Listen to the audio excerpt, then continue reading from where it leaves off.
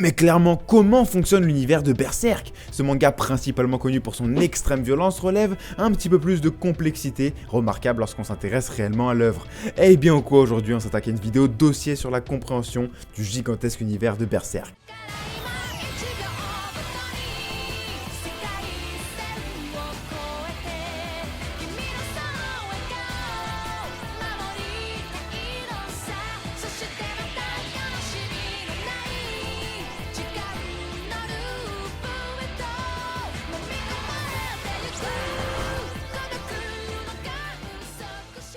L'histoire semble se dérouler dans un Moyen-Âge chaotique. Alors avant d'expliquer les différents faits et événements chronologiques ayant marqué les esprits, expliquons cet univers basé sur 3 dimensions.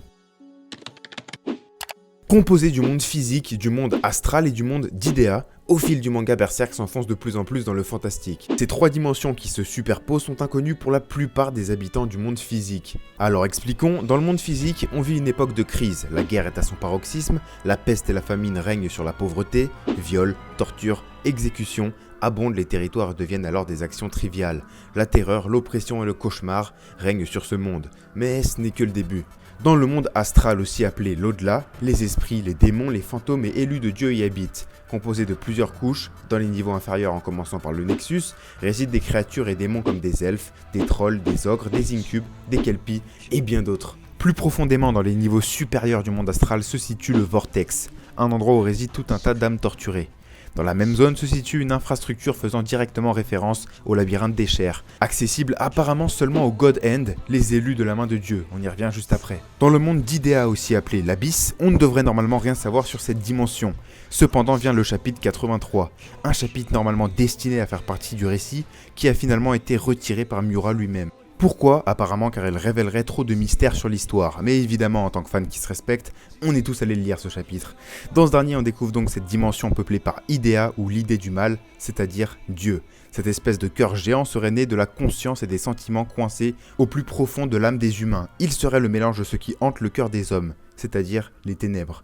Apparemment créé par les humains qui cherchaient une cause à leur vie remplie de douleur et de tristesse, c'est lui qui nous dit que la vie n'est que destin et qu'il est celui qui le crée. Ce chapitre est-il vraiment canon à l'œuvre suite à sa censure? Personne ne peut vraiment le savoir, mais ce sont toutes les informations qu'on possède sur ce monde. Il existe une pseudo-dimension appelée l'interstice. Elle se situe entre le monde astral et le monde physique. C'est lorsqu'on ouvre un interstice que les couches inférieures du monde astral peuvent interagir avec le monde physique. Alors pour se rappeler, schématisons les couches du monde astral. Lorsqu'un interstice est ouvert, on rend possible l'accès d'humains au Nexus et inversement, des créatures du Nexus au monde physique. C'est pour ça qu'on trouve parfois des ogres, des trolls et autres dans le monde physique. Étant dotés d'un corps astral, les humains pouvaient anciennement voir et toucher les créatures de cette autre dimension, les elfes par exemple. Mais aujourd'hui c'est de moins en moins fréquent car une seule perception de l'univers, souvent encouragée par les dogmes religieux, ont gagné du terrain. C'est pour ça que Puck, elfe accompagnant notre héros Guts, passe parfois invisible aux yeux des gens. Intéressons-nous maintenant aux différents moyens d'ouvrir un interstice.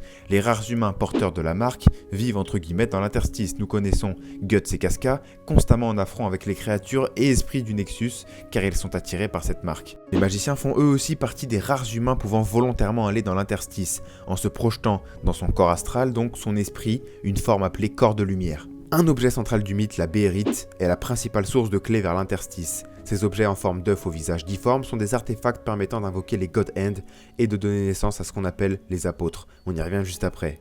On sait qu'il existe 2 types de Béérites, les classiques, on sait qu'il en existe plusieurs, et la Béérite cramoisie ou Béérite pourpre, bref, comme tu veux. Lorsque le propriétaire d'une Béérite touche le fond du désespoir, la Béérite s'active, elle change d'aspect et devient effrayante. À ce moment-là, elle invoque les God End et crée donc un accès directement au monde astral dans la partie du Vortex.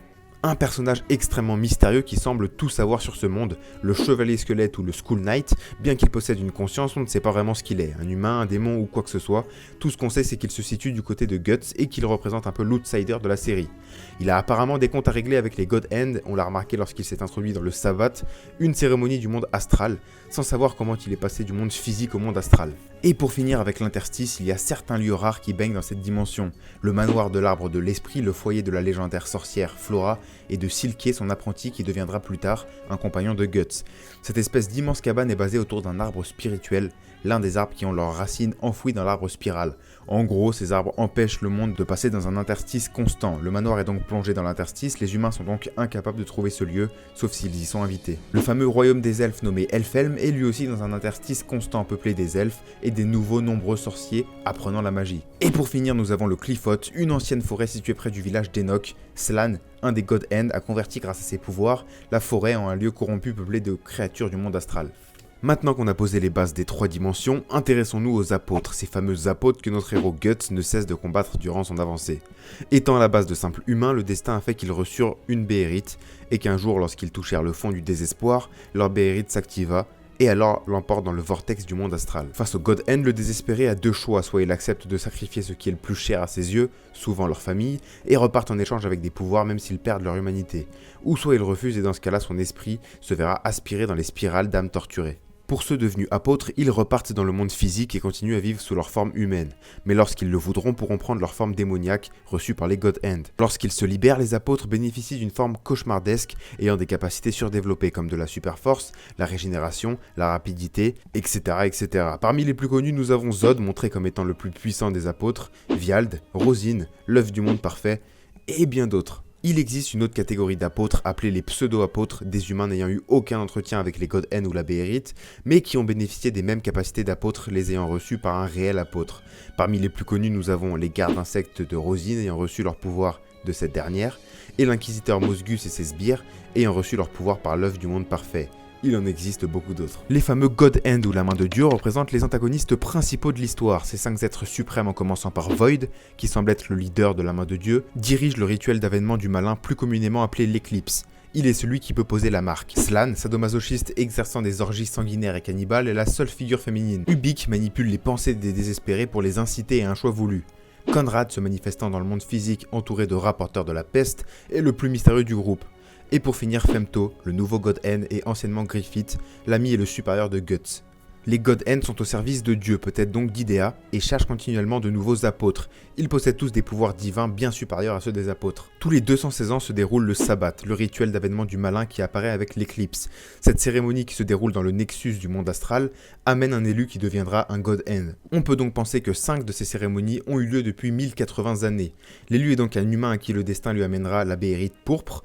Même s'il la perd, cette béhérite du roi reviendra toujours à son propriétaire. Lors du sabbat, le temps que l'élu se décide à devenir un God End, les humains qui se trouvaient aux alentours deviennent des sacrifices en recevant la marque. Cette marque attire tous les monstres et démons à eux. Ils doivent donc rester aucun survivant à la fin, une mer de sang et de cadavres. Alors on a vu la plus grosse partie du fonctionnement de l'univers de Berserk, même si on pourrait encore parler de la sorcellerie avec les différents esprits élémentaires ou alors de différents événements chronologiques de l'univers avec les différentes nations comme le Midland, les villes importantes ou encore le moment où tout a basculé, le fameux Fantasia qui a créé la fusion du monde astral et du monde physique. Mais là on s'enfoncerait plus dans l'histoire pure et c'est pas l'objectif de la vidéo. Donc on s'arrête là pour aujourd'hui. On se retrouve bientôt. Alors évidemment, si t'as pas lu Berserk, je t'invite totalement à aller voir ce putain de manga. Et on se retrouve très vite.